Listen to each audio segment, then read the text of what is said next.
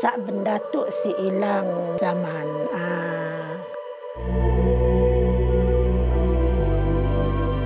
Kalau boleh kita nak keep dia sebagai warisan Sarawak.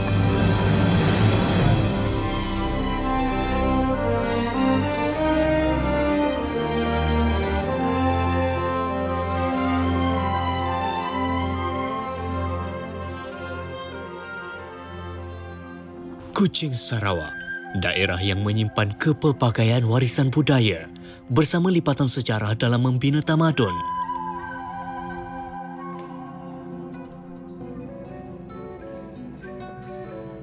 Keringkam, khazanah yang mengangkat status sosial masyarakat di bumi Kenyalang itu.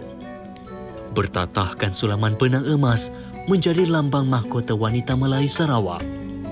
Sejarah kewujudan keringkam disebabkan pengaruh Islam yang dibawa oleh pedagang Muslim ke Sarawak.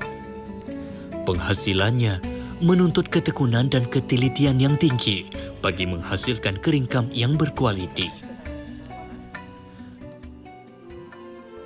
Tidak mahu seni ini luput daripada keturunan, tangan emas Nurinda Suud, 54 tahun, mengangkat warisan keluarganya sejak berumur 9 tahun lagi.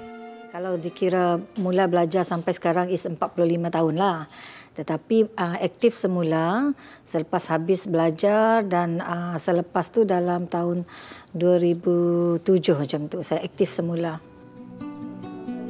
Sehelai keringkam boleh mencecah ratusan ribu ringgit bergantung kepada kuantiti benang emas yang digunakan. Setelah dibentang atas pemidang, sulaman tepi atau tali air dihasilkan terlebih dahulu, barulah diteruskan dengan motif yang menarik di bahagian dalam. Teknik tebus dan tarik atau mengira perlahan urat benang ialah proses yang menguji kesabaran para penyulam. Namun bagi insan yang menjadikan hobinya itu sebagai pendapatan sampingan, Nurindah tidak menghadapi sebarang masalah ketika menyiapkan keringkam yang diinginkan pelanggannya. Bahkan kemahiran yang dimilikinya juga mampu menghasilkan keringkam dalam masa yang singkat. Yang paling singkat saya pernah buat adalah 1 hari je. Tapi untuk kain yang bawal simple je. Yang kita tabur saja yang guna ni. Untuk yang untuk yang paling tebal sampai tak nampak tu kita ambil masa 3 bulan lah macam tu. Selayah atau selendang yang dihiasi seni keringkam ini dipakai ketika majlis keramaian dan kenduri kendara. Turut memperjuangkan martabat keringkam dalam kalangan wanita di Sarawak. Hajah Salbiah Haji Muhim menyarankan supaya satu keluarga haruslah memiliki 1 keringkam, apatah lagi bagi pasangan mempelai yang ingin melangsungkan perkahwinan. Ini tu bilanya nak nikah, nya mesti si sah mun si ada tudung keringkam. Nya mesti pakai tudung keringkam juga. Walaupun kata orang usaha adanya mesti nempah.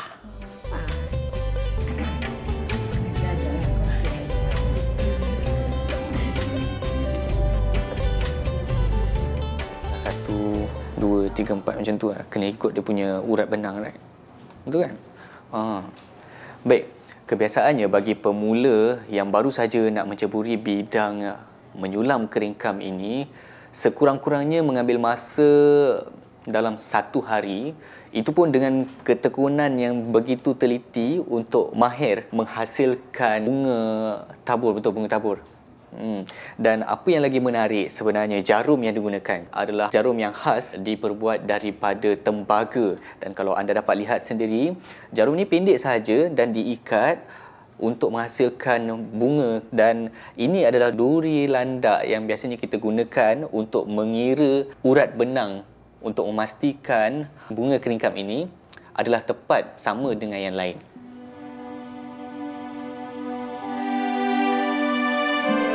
Tidak membiarkan khazanah ini terus pupus, usaha Kerajaan Negeri Sarawak membangunkan sebuah institusi bagi memberi ruang kepada komuniti untuk mempelajari seni keringkam ini. Jadi apa yang kami buat supaya menjadikan golongan muda ataupun generasi muda ini berminat?